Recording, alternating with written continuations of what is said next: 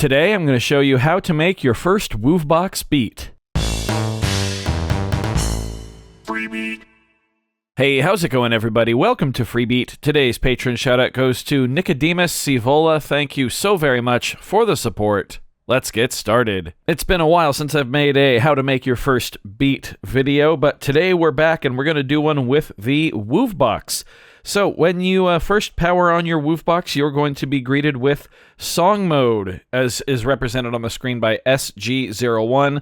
That means song 1. From here, we simply want to go to our different tracks and put our beat together. So let's start with our kick drum. So to navigate to the kick drum track, simply hold down on the main knob here and click on button number 5, which says KI, which stands for kick. Now, you're on the sequencer page of the kick drum track, and we can play different pitches of kick drum. Let's go ahead and sequence one. So we're going to pick a pitch we like. I like this one right here on button 5, nice and basic. Let's go ahead and hold down the right button. Now, the 16 buttons represent our sequence grid. So we now have steps 1, 2, 3, 4, 5, 6, 7, 8, and so forth. Let's put one on the downbeat of each beat. So we're going to count 1 E-enda, 2 E-enda, 3 E-enda, 4 E-enda with all of our kick drums on this first row here. You can hit play to have a listen. Basic, but that's what we're going for today. Now let's move to the hi-hat track by holding the main encoder and clicking button number 7, which says HH or hi-hat. Let's pick this one right here on number 3. That sounds okay. I'm once again going to hold the right button, and now I'm going to put these notes on the offbeat. So we're going to move to the third column here. Just like that. Let's hit play and listen. Again, simple is what we're going for here.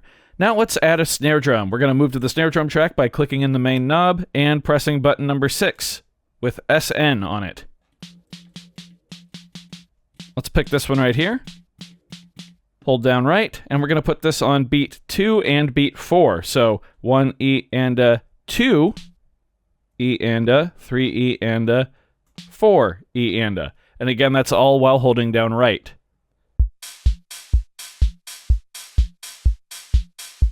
Now, just like that, we have a very basic beat. However, I do recognize that it doesn't sound the best. It's very, very simple. The sounds themselves are quite boring and kind of flat. So let me show you just a little bit of how to get in and start actually playing with your sounds. Let's start with the snare drum. As you can see, we're still on the snare drum track, indicated by the SN right there. This 0-1 means that we're on pattern 1 of the snare drum track, and the SEQ down here means that we're on the sequencer page of the snare drum track. If I simply turn the main knob here, we can go to the pattern page of the snare drum track, and if we do it once more, we'll wind up on the global page of the snare drum track, indicated by the word glob right there. This is where we're going to find a lot of our kind of overall settings for our snare drum patch. The way we access those settings is simply by holding down one of the lit up buttons on the grid here. So holding down button number 1, we'll find the master volume control for the snare drum track.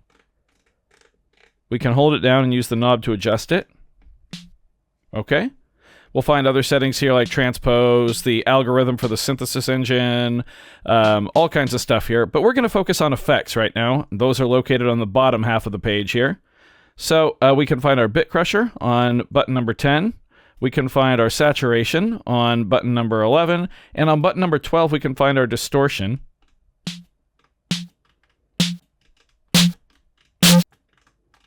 The distortion in the Woovebox is pretty solid. Let's keep it at 6 right now. Cool. We can also find a reverb down here on button number 13. We also have a chorus and a delay, but let's just leave the snare drum like this. If you want to edit your sounds further, there's many different pages you can access, all with tons of options. And it's really quite incredible how much is packed in here. But let's say we want a new kick drum sound, but we don't necessarily want to go in and design it ourselves. Well, we can use the random patch feature. So let's jump over to the kick drum track by holding down the main button and pressing track number 5, the button there, which says KI by it. Now we're on pattern 1 of the kick track on the global page. Go ahead and turn your encoder all the way to the right until you get to the patch page. Each one of these lit up buttons here now represent patches. However, we're not going to click on any of those. Instead, we're going to hold right and click in the main knob until we get to Rand Patch. Now, click in and hold the main knob, and it generates a new patch for us. Let's have a listen. Let's try it again with the sequence running.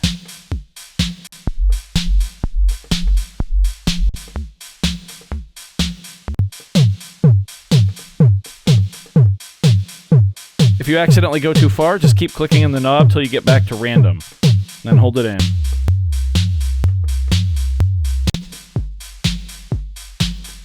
I like that one.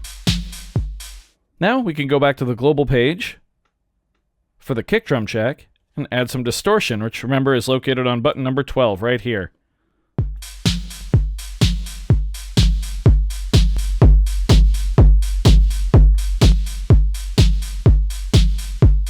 I like it right there. That sounds nice.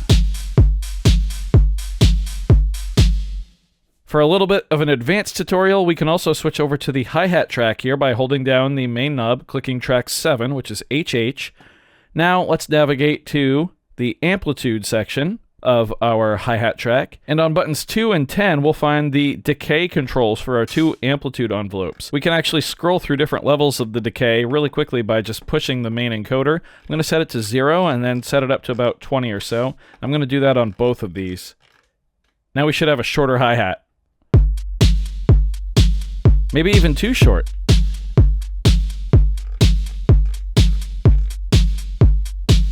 There we go.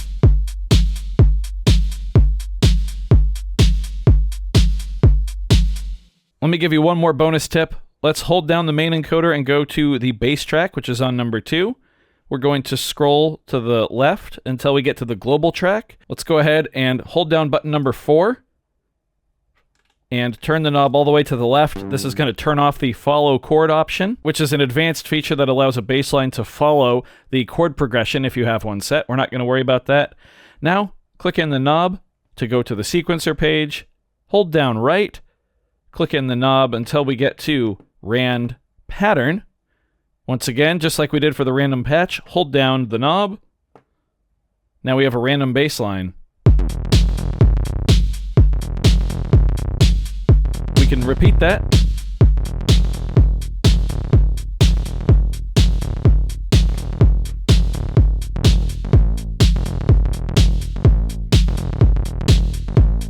Until we find something we like. And we could even scroll all the way back to the patch page and randomize the bass patch that way too.